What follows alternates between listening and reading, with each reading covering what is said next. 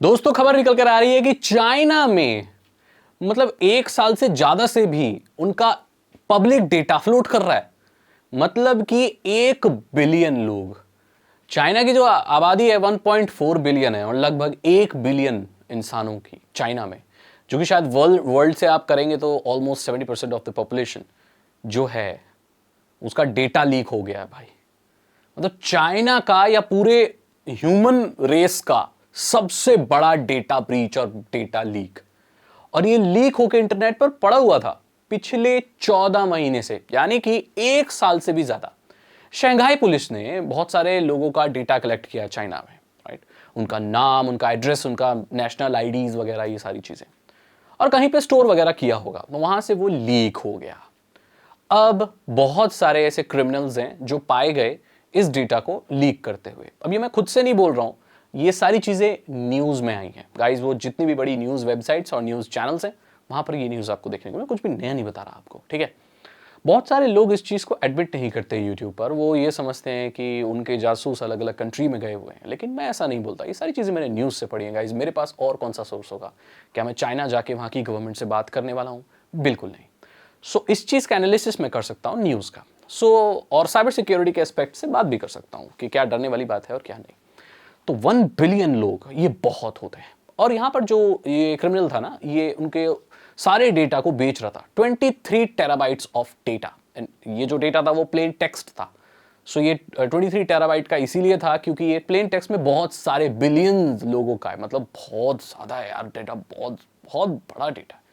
ये उसको 1.5 करोड़ में बेच रहा था, मतलब 1.5 करोड़ के आसपास। रुपए से कन्वर्ट करें, बिटकॉइन बोला उसने, बट वो करोड़ों रुपए में उसको बेच रहा था। ये पकड़ा गया। बहुत सारे साइबर सिक्योरिटी एक्सपर्ट थे, वो ये बोल रहे थे कि भाई जब ये लीक हुआ था ना, तो 7-8 महीने पहले ही मेरे को पता चल गया था।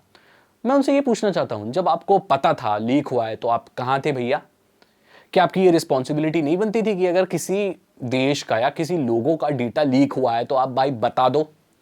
ये जितने भी साइबर सिक्योरिटी के एक्सपर्ट होते हैं ना, ये अपनी कंपनी को आगे बढ़ाने के लिए बस तब बोलते हैं जब डेटा ऑलरेडी लीक हो जाता है और न्यूज में आ जाता है।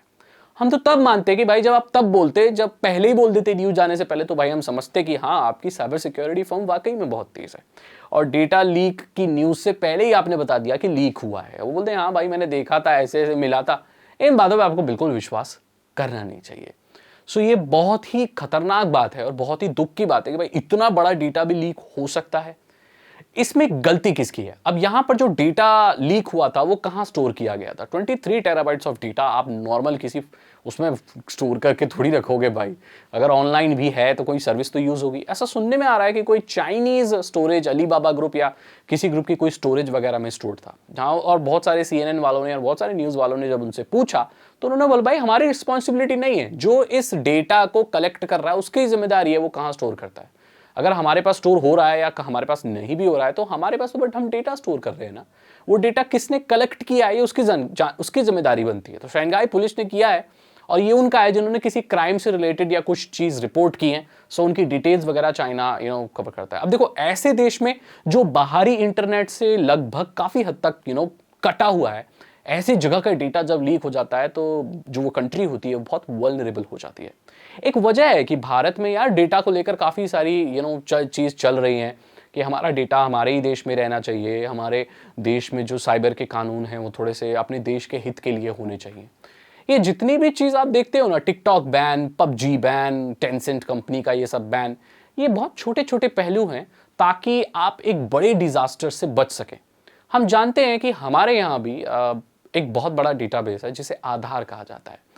हमारे यहाँ सभी सिटीजन्स के आधार कार्ड बने हुए हैं। सो दैट मीन्स हर इंसान का डेटा, और यहाँ पर हम कोई नॉर्मल डेटा की बात नहीं कर रहे हैं गाइस, बायोमेट्रिक्स डेटा है। सो ये बहुत ही सेंसिटिव चीज है और इसका सिक्योर होना बहुत जरूरी है। ऐसे देश में जहां पर डेटा ऑनलाइन स्टोर किया जाता हो, हालांकि इंक्रिप्टेड है, सब कुछ बढ़िया है, लेकिन ऐसे में किसी दूसरी कंट्री का इंटरफेरेंस एक अच्छी बात नहीं होती। तो इसीलिए सरकार ने इस चीज़ को देखते हुए इसको बंद कर दिया। और इससे एक चीज़ और वो मिलेगी कि यार इंडिया के लोग भी कुछ बनाएंगे ताकि उसके सब्स्टिट्यूट में कर पाएँ। चाइना में इंटरनेट बहुत यूज़ होता है और उनका इंटरनल इंटरनेट है, कुछ अलग ही चलाते हैं वो लोग। बहुत सारी अलग अलग सर्विस हैं जो हम लोग यहाँ यूज़ करते हैं, वहाँ तो करते नहीं है।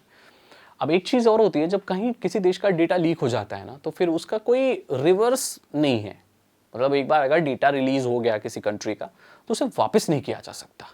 तो ये बहुत बड़ा इशू है। चाइना जो कि बदनाम है अपने हैकर्स को हायर करके दूसरे कंट्री की जासूसी करने में, अब उसके कर्मा का फल उसे मिला है और उसके ही कंट्री के ज्यादातर सिटीजन्स का जो डेटा है वो 14 महीने से फ्लोट कर रहा था।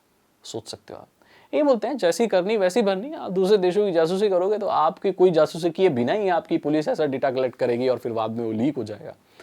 अभी ये जो डेटा वगैरह है शायद सीज कर दिया गया है। अभी ये पब्लिकली अवेलेबल नहीं होगा क्योंकि अब तो न्यूज़ वगैरह आ गई हैं, अब तो सारी चीज़ खत्म हो गई होगी। लेकिन ये न्यूज़ बहुत बड़ी न्यूज़ है, सो मैंने सोचा मैं आपको बता दूं। अगर आपको ये वीडियो अच्छी लगी और जानकारी रोचक लगी तो मुझे ज़रूर बताइए आपका क्या मानना है इस वीडियो के बारे में, इस टॉपिक के बारे में। अगर आप कुछ भी बोलना चाहते हैं या टेक्नोलॉजी से रिलेटेड आप कुछ भी पूछना चाहते हैं तो आप फ्रीली पूछ सकते हैं कमेंट सेक्शन में। उसके ऊपर मैं वीडियो बनाऊंगा, बात करूंगा या रिप्लाई करूंगा। अगर बहुत इंपॉर्टेंट होगा जिसमें ज़्यादा लाइक्स होंगे तो वो ऑटोमेटिकली ऊपर चला जाता है कमेंट, तो मुझे दिख जाता है। चैनल को सब्सक्राइब करें, बेल आइकन को प्रेस करें। साइबर सिक्योरिटी और इथिकल हैकिंग में इंटरेस्ट है, अगर आप एक इथिकल हैकर बनना चाहते हैं तो बन सकते हैं आसान भाषा में। 299 रुपीज़ के 3 इथिकल हैकिंग कोर्सेज हैं, नीचे जाके चेक कीजिए, उनको ले लीजिए। चैनल को सब्सक्राइब कीजिए, ये तो बिल्कुल फ्री है। बेल आइकन को प्रेस कीजिए। मैं मिलता हूं आपसे अगली वीडियो में। Thank you so much and good bye.